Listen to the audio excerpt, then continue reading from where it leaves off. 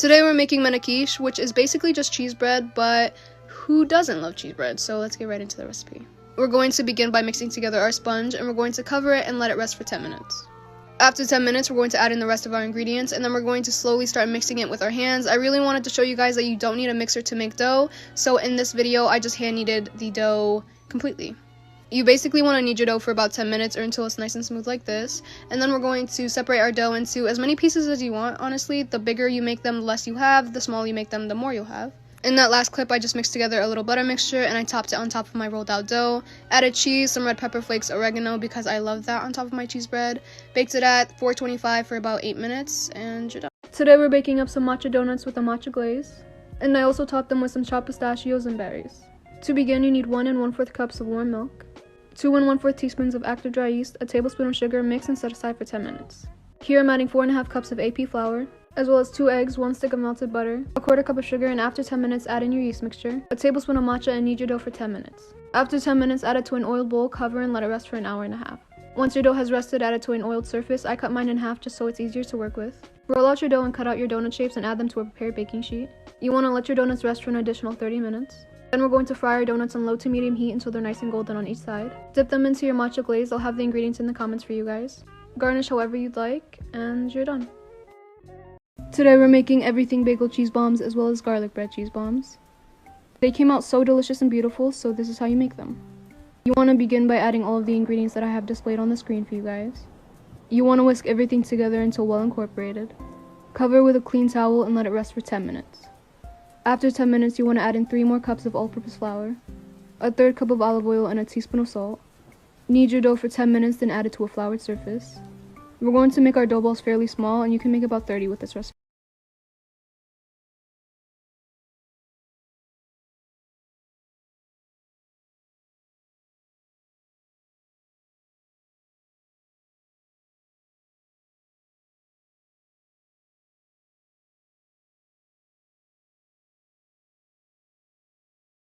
Today we're making this delicious garlic and herb cheese bread. You want to begin by adding all of the ingredients that I have displayed on the screen for you guys. Mix everything together, then cover with a clean towel and let it rest for 10 minutes. After 10 minutes, add in the rest of your ingredients. You want to knead your dough for about 10 to 15 minutes, then add it to a floured surface. I created about 15 dough balls, then rolled them out. Here I have a 1/3 cup of olive oil and a tablespoon of garlic powder, and I brushed that onto my bread. Add your cheese, red pepper flakes, and parsley. Bake at 350 for 15 minutes, and you're done.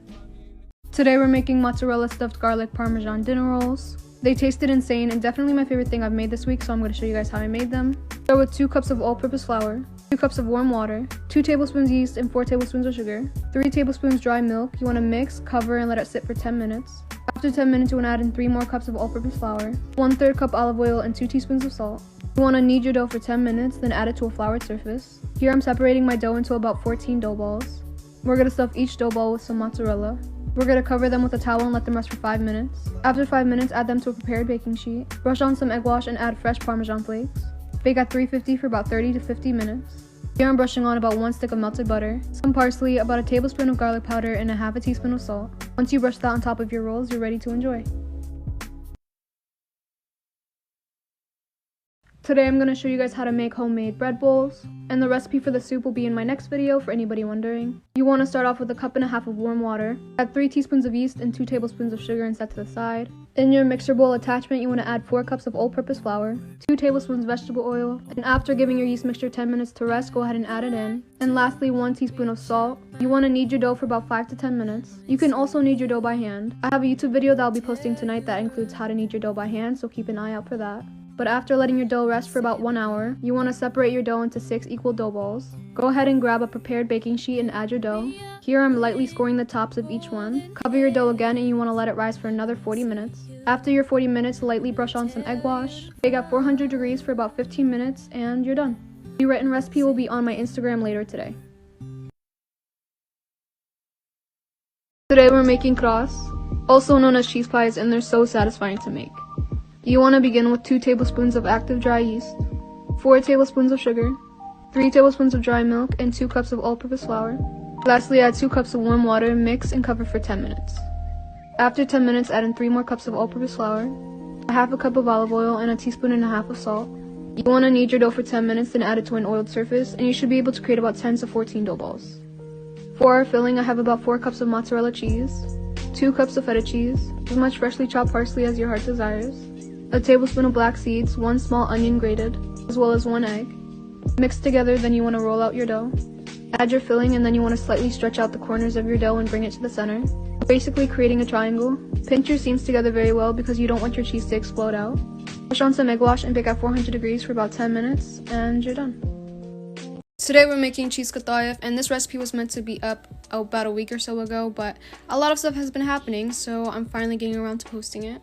In my last katayef video, I showed you guys that you can use a blender, but for anybody that does not have a blender, you can also use a bowl. Just make sure you're whisking vigorously because you want little bubbles to kind of pop up at the top of your batter. You want to cook your katayef on high heat because they cook fairly fast, and they should develop this little... I'm sorry for anybody that has trypophobia, but this is how it should look after you cook it. For our filling, I have 1 cup of sweet cheese, I have a cup of mozzarella, as well as about a 1/4 cup of coconut. A lot of people do tend to add sugar as well, but I don't see the point in adding sugar if we're just going to dip it in simple syrup at the end anyways, but you basically want to fry them until they develop a nice color, and you're done.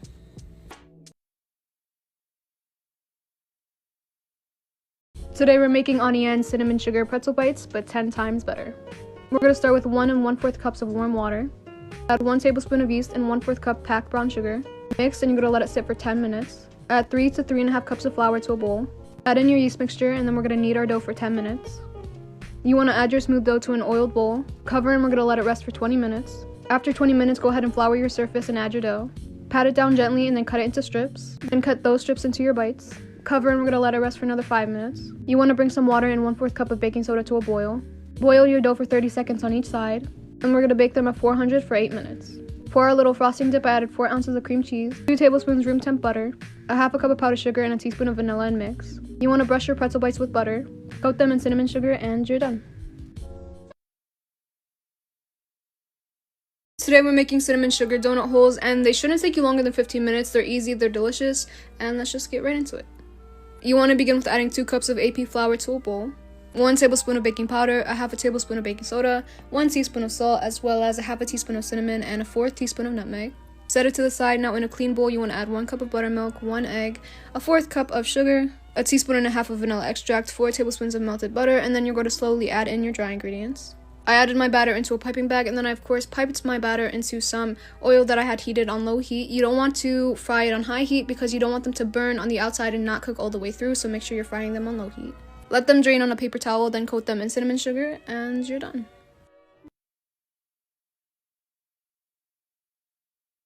Today we're making Crumble's Snickerdoodle cupcake cookie, but 10 times better because I don't know why, but let's get into the recipe. To begin, you want to beat together your butter and sugar for at least 5 to 10 minutes. The longer you beat your butter and sugar together, the better your cookies will come out. And then we're going to add in our egg and vanilla extract and mix that together for 2 minutes, and then we're going to add in the rest of our ingredients. I'll have everything on the screen for you guys. Mix your batter until well combined, and then you're going to roll them into about 12 large dough balls, and we're going to roll it in some cinnamon sugar and bake at 350 for about 18 to 20 minutes. While our cookies are baking, we're going to beat together our butter and cream cheese for about 5 minutes or until it's light and fluffy. Then we're going to add in vanilla extract, a pinch of salt, as well as our sifted powdered sugar, and we're going to beat it together for about 5 to 10 minutes, depending on how fluffy you want it. And once you're done with that, you can add it to a piping bag and set it to the side. And you want to make sure your cookies are completely cooled once they come out of the oven before you add your frosting on them, but go ahead and decorate them once they are cooled. And I topped it with some more cinnamon sugar, and that's pretty much it. These were delicious, and we're done. Yep. Today we're making homemade garlic twists because you guys know I love garlic and I love bread, so here's how you make it. You want to begin by adding 2 cups of all-purpose flour, 3 tablespoons of dry milk, 4 tablespoons of sugar, 2 tablespoons of active dry yeast, 2 egg whites, as well as 2 cups of warm milk. Mix and let that rest for 10 minutes. After 10 minutes, you're going to add in the rest of your ingredients, and then while you start kneading your dough, you're going to add in a 1/2 cup of olive oil and then knead your dough for 10 more minutes. Add your dough to an oiled bowl, cover, and let it rest for 30 minutes, and then after 30 minutes, you're going to add your dough to a lightly floured surface. Now separate your dough into about 10 to 15 dough balls, and you're going to roll them out and twist them as I'm doing here. And you're going to add to a prepared baking sheet, brush on some egg wash, and bake at 350 for about 10 to 15 minutes. Brush on some garlic butter, and you're done. Today we're finally making homemade blueberry bagels because you guys have been yelling at me to post the recipe for like the last 5 weeks, so here we go. To begin, you want to mix together your yeast mixture, and we're going to cover it and let it rest for 10 minutes. After those 10 minutes, you want to add in the rest of your ingredients, and we're going to knead our dough for another 10 minutes. And then after we're done kneading our dough, we're going to add it to a lightly floured surface, separate it into about 8 to 10 dough balls, and then we're going to let our dough balls rest for another 5 minutes. And now it's time to shape our bagels, so you basically just want to copy what I'm doing on screen and let them rest for another 30 minutes. And after our 30 minutes, we're going to boil them in a pot of water and a 1/4 cup of brown sugar. You want to boil them for about 30 seconds on each side, and then add to a prepared baking sheet, sprinkle with some sugar, and we're going to bake at 395 for 12 minutes, and then cover with foil and bake for another 15 minutes. Finally, add whatever filling you'd like, and you're done. Today's the first day of my Thanksgiving series, and we're starting off really simple with this easy and delicious cornbread recipe. To begin, you want to start off by grabbing a bowl. We're going to add 1 cup of cornmeal, 1½ cups of flour, 1½ teaspoons of salt, as well as a ½ teaspoon of baking soda. You're going to mix and set that to the side. In a clean bowl, we're going to add a cup of buttermilk, a ½ cup of heavy cream, 2 eggs, 1/4 cup of honey, as well as a ½ cup of sugar and a ½ cup of melted butter. Mix everything together well, then we're going to add in our dry ingredients. Fold your batter together, and this is how it should look. You want to grease the pan. The one I'm using is 8 by 11. Smooth out your batter, and we're going to bake at 375 for about 20 to 30 minutes. Start at 20 minutes, check on it and see if it needs any more time. Finish it off by brushing some unsalted butter. Serve it with the jam of your choice, and you're ready to enjoy. Today we're making Cane's Texas Toast, but 10 times better. You want to begin by adding 1 cup of flour, 2 1/4 teaspoons of yeast, as well as a ½ cup of warm milk to a bowl. Mix and let it rest for 30 minutes.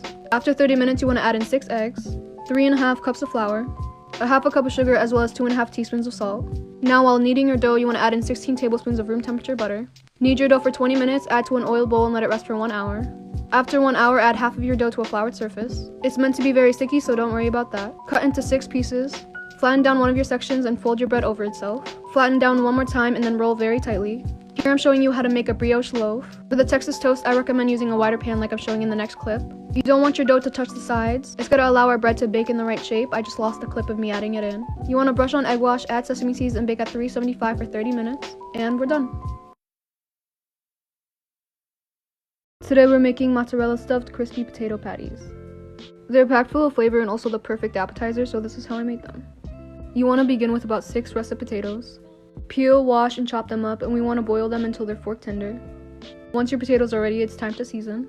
2 tablespoons of unsalted butter, 1 tablespoon of dried parsley, tablespoon of garlic powder and onion powder, ½ tablespoon black pepper, a tablespoon of paprika, teaspoon of salt, and also a ½ teaspoon of cayenne. Mash it up, then you want to add 2 eggs and mix. Lastly, you want to add 1 cup of all-purpose flour. Fold everything together until it creates a nice dough. Then you want to form your dough into smaller balls and stuff it with your mozzarella cheese. Flatten it down into a patty shape, and once you're done with your entire batch, it's time to fry them. Fry on low to medium heat until they're golden brown on each side, and you're done. Full written recipe and instructions will be on my Instagram today. Today we're making these buffalo crispy smashed potatoes. You want to begin with grabbing your baby potatoes.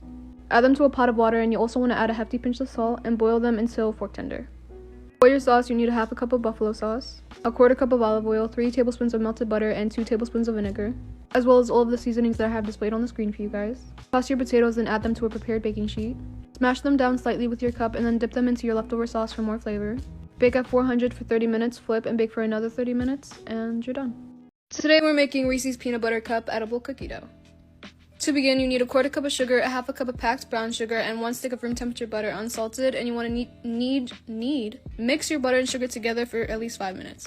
After 5 minutes, you want to add in 1 cup of AP flour, and I baked it at 350 for about 5 minutes. ½ teaspoon of salt, 1½ teaspoons of vanilla extract, a 1/4 cup of peanut butter, a ½ cup of chocolate chips, a ½ cup of chopped Reese's, a dash of cinnamon, and then add in 3 tablespoons of milk while you're kneading it for... Why do I keep seeing mix for 5 minutes and you're done?